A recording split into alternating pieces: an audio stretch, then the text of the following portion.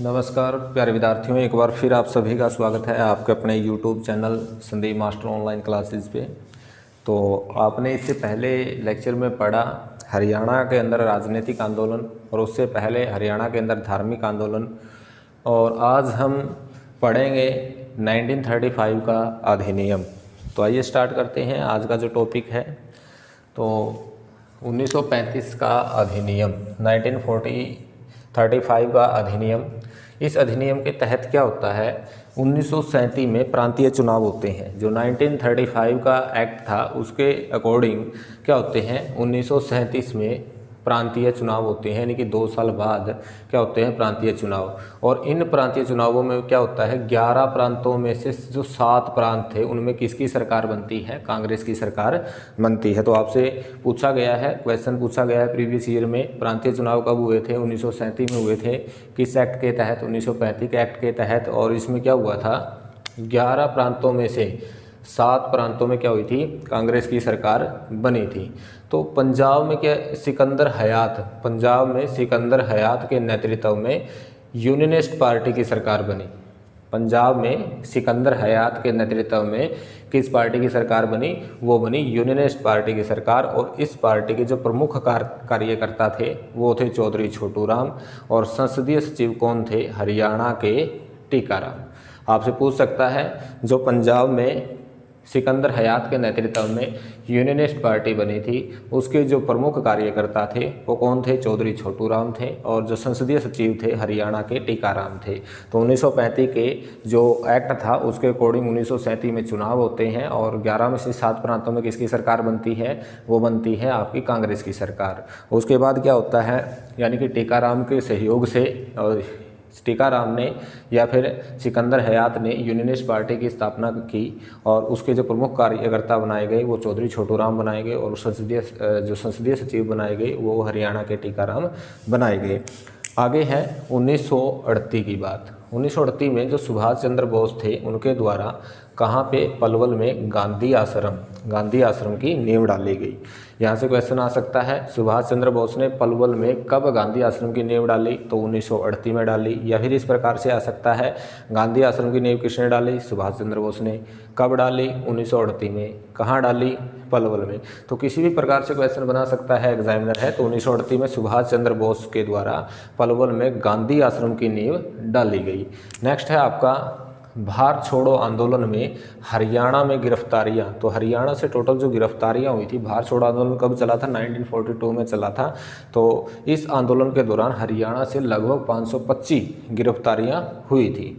आज़ाद हिंद फौज में हरियाणा से 2715 सैनिक व अधिकारी शामिल थे। जो आज़ाद हिंद फौज थी उसकी अगर मैं बात करूं तो हरियाणा से 2715 सैनिक और अधिकारी शामिल थे। और भारत छोड़ो आंदोलन में हरियाणा से कितनी गिरफ्तारियां हुई थी, लगभग 525।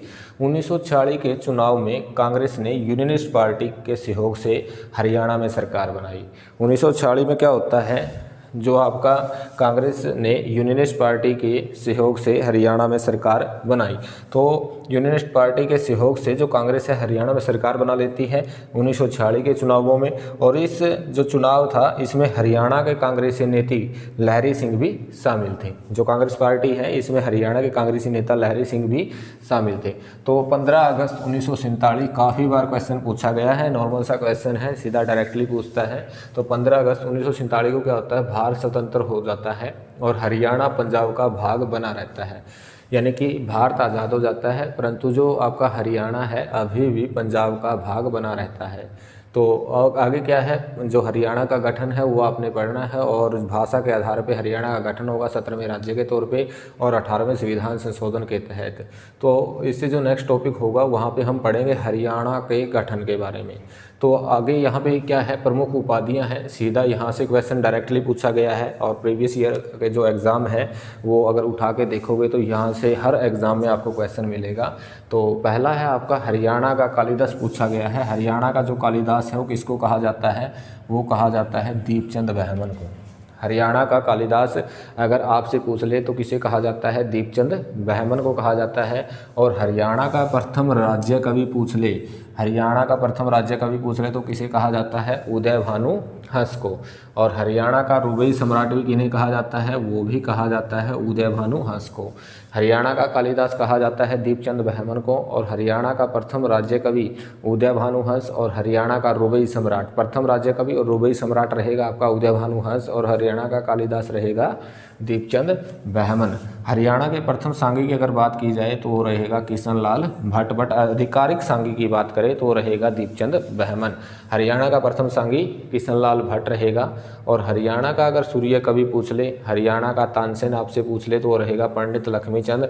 और कहाँ से संबंध रखते हैं, सोनीपत के जाटी गांव से संबंध रखते हैं। हरियाणा का सूर्य कवि और हरियाणा का तानसेन किसकी उपाधि है, पंडित लक्ष्मीचंद की। तो हरियाणा का सवर सम्राट आपसे पूछ ले तो पंडित जसराज रहेगा। और कहाँ से संबंध रखते हैं, हिसार डिस्ट्रिक्ट से संबंध रखते हैं। अगर हिसार आपको ना दे रखा हो तो आपने क्या करना है, फतेहाबाद करना है। फतेहाबाद में जन्म हुआ था, बट एसएससी क्या मानती है, हिसार मानती है। अगर हिसार ना दे रखा है तो आपने क्या करना है, फतेहाबाद करना है। तो हरियाणा का सवर सम्राट कौन बने रहेगा, ये रहेगा पंडित जसराज। हरियाणा का अगर सरस्वती पुत्र आपसे पूछ ले तो वो रहेगा राजेंद्र खरकिया। हरियाणा का सरस्वती पुत्र पूछ ले तो कौन सा रहेगा, राजेंद्र सिंह खरकिया। जाटों का प्लेटो पूछ ले और क्या पूछ ले, अफलातून पूछ ले तो कौन रहेगा, वो रहेगा सूरजमल। अंग्रेजों के औरंगजेब के टाइम में तिलपत का युद्ध होता है या फिर जाटों का युद्ध होता है, तो उसमें जो नेता थे जाटों का प्लेटो और अफलातून, वो सूरजमल था। और प्रथम हरियाणवी हास्य व्यंग्य कवि कौन रहेंगे, वो रहेंगे मीर जाफर जट्टाली। मीर जाफर जट्टाली प्रथम हरियाणवी हास्य व्यंग्य कवि कौन है, मीर जाफर जट्टाली है। और हरियाणा का प्रथम प्राचीन कवि अगर आपसे पूछ ले तो रहेगा वीरभान। हरियाणा का प्रथम प्राचीन कवि पूछ ले तो वो रहेगा वीरभान।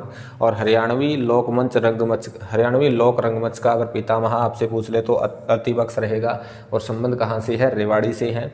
हरियाणा का गांधी अगर पूछ ले तो मूलचंद जैन रहेगा। तो यहाँ से डेफिनेटली क्वेश्चन पूछा गया है, पहले भी पूछा गया है और आने वाले एग्जाम में भी पूछा जाएगा, इसमें कोई दो राय वाली बात नहीं है। तो आपने यहाँ से चीज़ों को याद करना है।